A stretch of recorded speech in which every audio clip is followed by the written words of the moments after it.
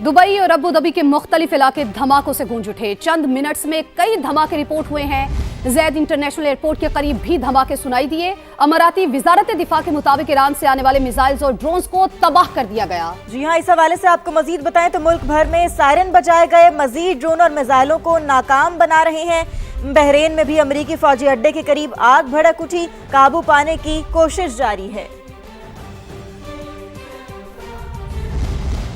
अमरीका और इसराइल की खुली दरिंदगी दोनों मुल्कों की सर पर खून सवार। मिलिट्री अहदाफ के नाम पर ईरान में निहत्ते शहरियों पर बमों की बारिश कर दी। खुर्रमाबाद और तेहरान में रहायशी इलाकों पर खौफनाक बमबारी की गई। तेहरान में स्टेडियम को तबाह किया गया। वहशियाना हमलों में जहां बहक अफराद की तादाद 1230 हो गई। हिलाल अहमर ईरान के मुताबिक अब तक 6000 से ज्यादा शहरी जख्मी हो चुके हैं, जिनमें से 2500 अब भी अस्पतालों में जेरे इलाज हैं। 14 तिबी मराकज़ समेत 105 अवामी मकामात को भी निशाना बनाया गया है। अस्करी अहदाफ के नाम पर बेगुनाह शहरियों पर बमबारी। अमरीका और इसराइल ईरान में गजा की तारीख दोहराने लगे।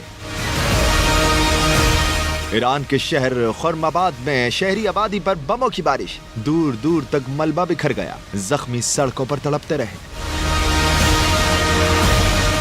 तेहरान में भी घरों पर मिसाइल बरसे। शहर में कई मकामात पर धुएं के बादल उठते रहे। एक घर पर मिसाइल गिरने के बावजूद न फट सका। खुशकिस्मती से घर में मौजूद अफराद महफूज रहे। तेहरान में इसराइली मिसाइल हमले में स्टेडियम तबाह हो गया। हिलाल अहमर ईरान के मुताबिक अब तक इसराइल और अमरीका 105 अवामी मकामात को निशाना बना चुके हैं, जिनमें 14 तिब्बी मराकिज और हिलाल अहमर के 7 दफातर भी शामिल हैं। ईरान अमेरिका और इसराइल की दहशतगर्दी के सामने डट गया। ईरानी फोर्सेस के अमरीकी अहदाफ पर ताबड़तोड़ जवाबी हमले जारी। मुत्तहिदा अरब अमारात, कतर और इराक पर मिसाइलों की बौछार।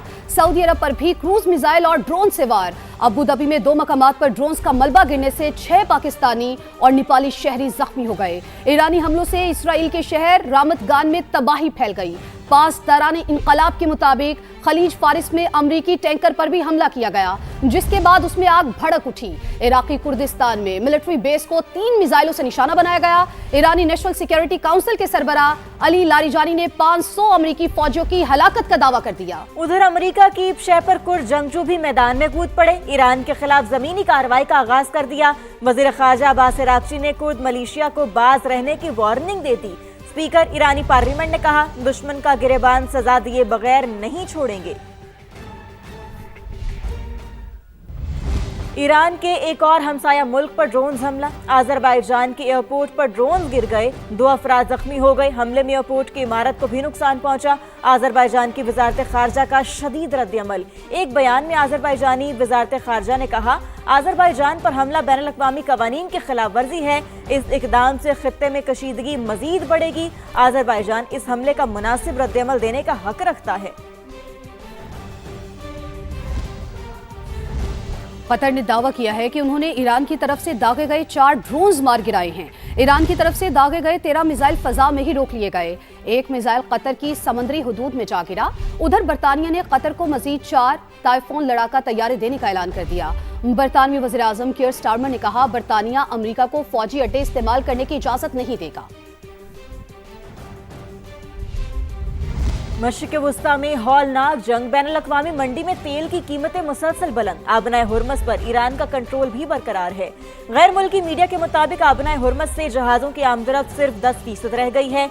इस वक्त बरतानवी खाम तेल की कीमत 3% इजाफे के साथ $83.73 फी बैरल तक पहुँच गई। अमरीकी खाम तेल 3.34% इजाफे के साथ $77 फी बैरल पर फरोख्त हो रहा है।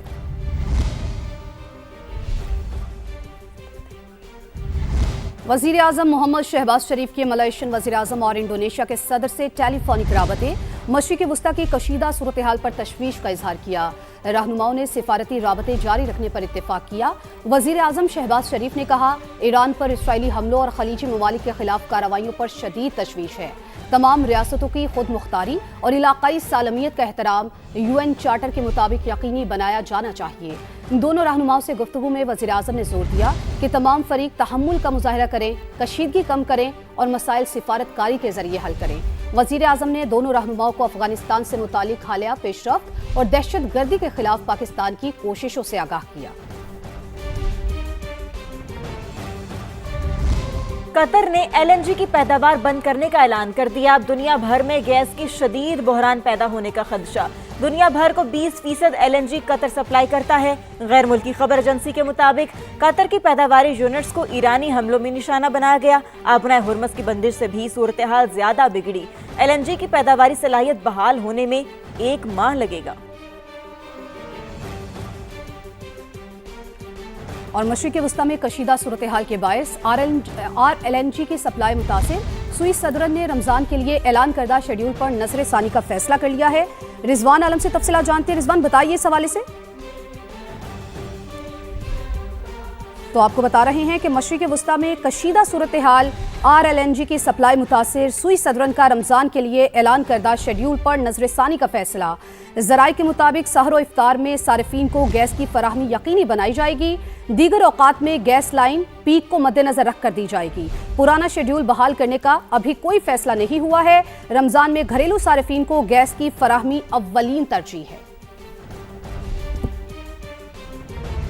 مشرق وسطی میں کشیدگی، ملک میں ایندھن کے ممکنہ بحران سے نمٹنے کا مشن. وزیر اعظم شہباز شریف نے کل ہنگامی اجلاس بلا لیا.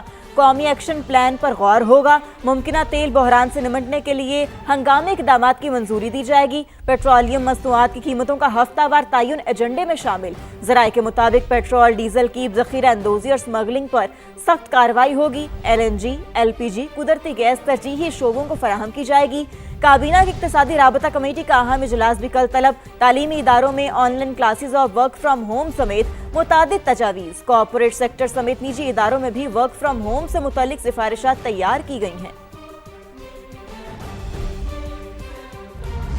ایران اور خلیجی ممالک سے پاکستانیوں کے انخلاء پر اہم اجلاس. وزیر اعظم شہباز شریف نے ایران سے شہریوں کے انخلاء میں مدد پر آذربائیجان کا شکریہ ادا کیا. وزیر اعظم شہباز شریف نے سفارت خانوں کو بروقت سہولیات کی فراہمی یقینی بنانے کی ہدایت کی. اجلاس میں شرکاء کو بتایا گیا کہ ایران سے پاکستانی بحفاظت وطن واپس پہنچ رہے ہیں. آذربائیجان میں پاکستانی سفارت خانہ پوری طرح متحرک ہے.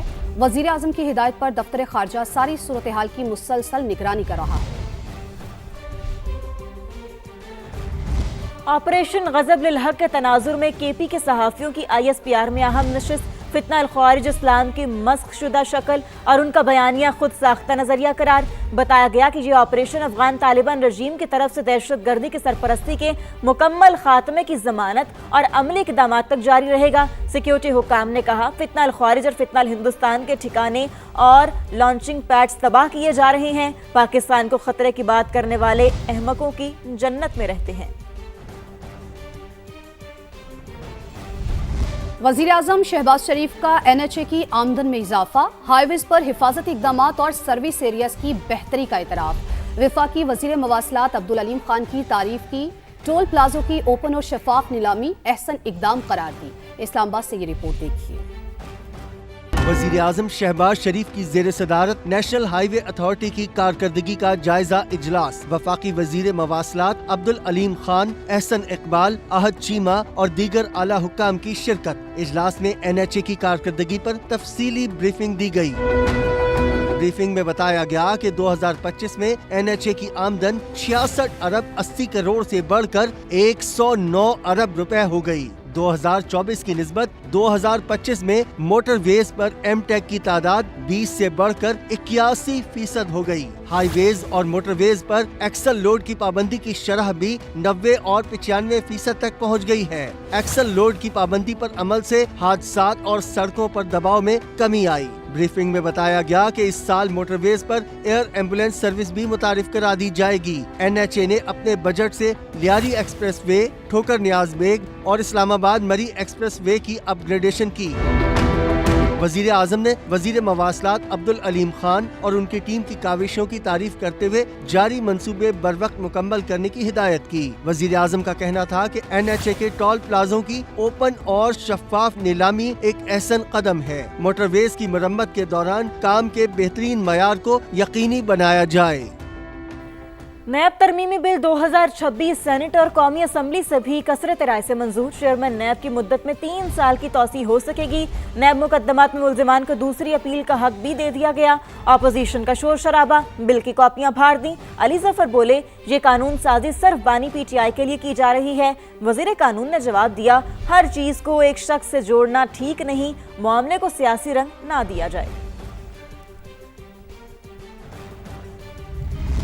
पाकिस्तान का भारत और कनाडा के दरमियान यूरेनियम की फराहमी के मुआहदे पर इजहार तशवीश। तर्जुमान दफ्तर खारजा ताहिर अंद्राबी का कहना है कि इंडिया को रियायत आलमी जौहरी कवानीन में एक और इस्तिस्ना है। मुआहदे से जनूबी एशिया में तस्वीराती तवाजुन बिगड़ने और हथियारों की दौड़ तेज होने का खतरा है। बैरूनी यूरेनियम की फराहमी से भारत अपने मकामी ज़खायर को एटमी हथियारों की तैयारी के लिए इस्तेमाल कर सकता है। जिस भारत की सरगर्मियों के बायस न्यूक्लियर सप्लायर ग्रुप कायम किया गया, उसी मुल्क को अब तरजीही सहूलियात फराहम की जा रही है।